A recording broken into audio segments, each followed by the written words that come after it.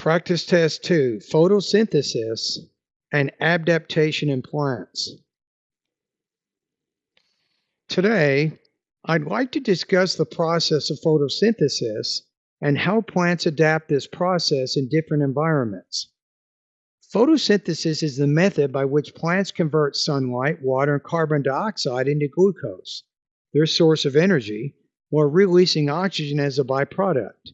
It is one of the most important biological processes on Earth because it sustains both plant life and the animals that depend on oxygen and food.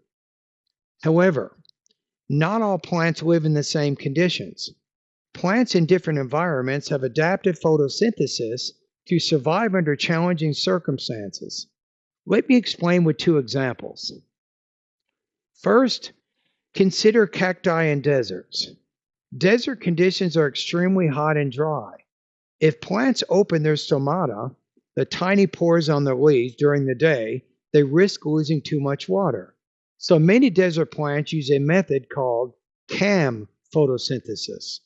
In this process, they open their stomata only at night to take in carbon dioxide. They store this gas and use it during the day when sunlight is available. This adaptation allows them to minimize water loss while still making food. Second, think about corn plants in warm climates. Corn uses a process called C4 photosynthesis. This system is more efficient at capturing carbon dioxide in hot and sunny environments, preventing energy waste. By doing so, corn plants can continue to grow quickly even when conditions are stressful. Both of these adaptations demonstrate how photosynthesis, though universal, is adjusted in plants depending on where they live. Cacti conserve water, and corn maximizes energy use.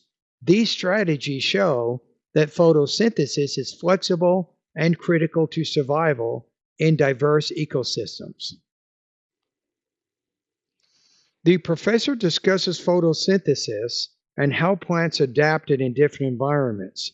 Using the examples from the lecture, summarize the process and explain how the professor illustrates it.